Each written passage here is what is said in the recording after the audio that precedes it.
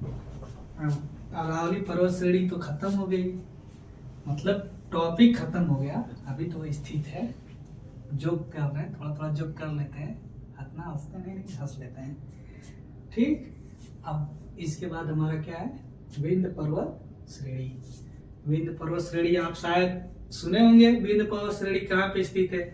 जैसे लोग कहे ना, विंध्याचल जाए के देवी माई की पूजा करके मनौती मान ला, मुना को हमना पूरी हो जाए, नौकरी वगैरह लग जाएगी। हाँ, ये वही विंध्य पर्वत श्रेणी है।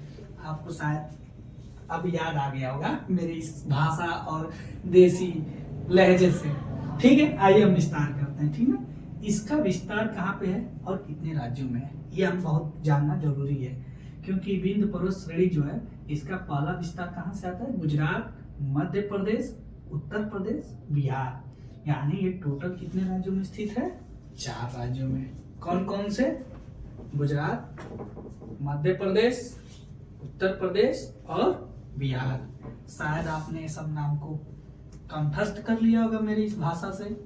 और मेन सबसे समस्या इस बात की कि जब सीक्वेंस में क्वेश्चन पूछता है तो इसमें क्या होता है, अगर आपको सिस्टमेटिक तरीके से राज्य मैपिंग आपने किया होगा, अगर पता होगा, तो आप उसको क्या करेंगे, क्रम वाइज से बता सकते हैं। क्योंकि पेपर में यही सब चीजें उलट फेर करता है, बाकी बहुत कुछ इसका रहता नहीं है। अब इसकी जो लंबाई कितनी है भैया? 1050 किलोमीटर, यानी इसका जो गुजरात से लेके बिहार तक का जो लंबाई है कितना है? 1050 किलोमीटर। अब क्वेश्चन में पूछता है इस पर्वत श्रेणी की सबसे ऊंची चोटी कौन सी है, तो आपको विंध्य पर्वत श्रेणी का सबसे ऊंची चोटी, विंध्य पर्वत की सबसे ऊंची चोटी कौन सी है भैया? इसको कहते हैं गुडविल। क्या कहते हैं? गुडविल कहते हैं। ठीक, जो कहाँ पर स्थित है? अमरकंटक पर स्थित है। आपने अभी समझा इस चीज को? ये जो है आपकी पर्वत श्रेणियों को अलग अलग राज्यों में अलग अलग नामों से जाना जाता है।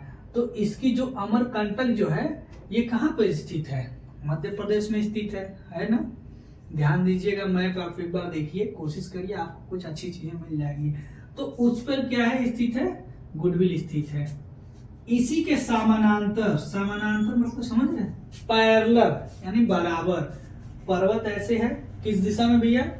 पूरब से पश्चिम या पश्चिम से पूरब। क्योंकि ऐसे आप गुजरात गए, फिर मध्य प्रदेश गए, फिर उसके बाद उत्तर प्रदेश गए, फिर आगे बिहार चले गए। तो उसके समानांतर कौन सी नदी बहती है? गंगा। गंगा का नदी का नाम आपने सुना ही होगा।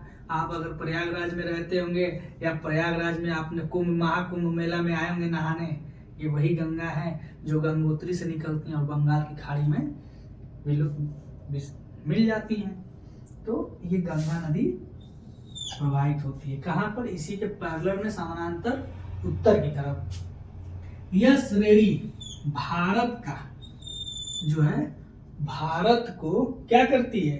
प्राकृतिक रूप से, जैसे कुछ मनुष्य जो बनाते हैं वो अपने हाथों से किसी चीज की रेखा को बनाते हैं, जैसे पाकिस्तान का भारत का हो गया, सीमा रेखा को क्या कहते हैं? आपने रेड क्लिफ नाम सुना होगा। तो एक व्यक्ति बना रहा है और एक प्राकृतिक ने बनाया है। तो उसी तरह जो है इस श्रेणी जो है, विंध्य पर्वत श्रेणी जो है, भारत को प्राकृतिक रूप से उत्तर भारत और दक्षिण भारत को क्या करती है? दक्षिण भारत को, ये भारत को क्या करती है भाई? विभाजित करती है, यानी पूरे 2 भागों में क्या करती है? बांटती है। तो ये हम आपने आपको किस चीज श्रेणी की विषय में बताया आज है?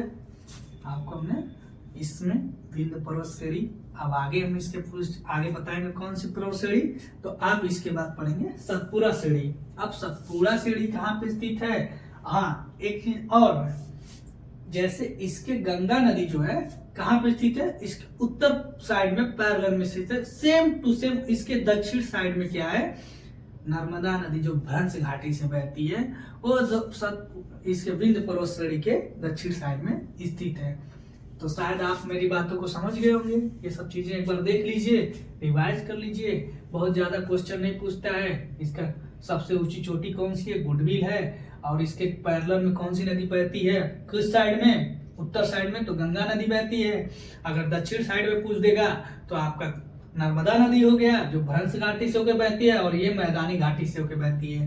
ये दोनों चीजों में बहुत कॉन्सेप्ट क्लियर होना चाहिए। बाकी इसकी लंबाई टोटल कितनी है, 1050 किलोमीटर है। और कितने राज्यों में इसका विस्तार है, तो 4 राज्यों में विस्तार है।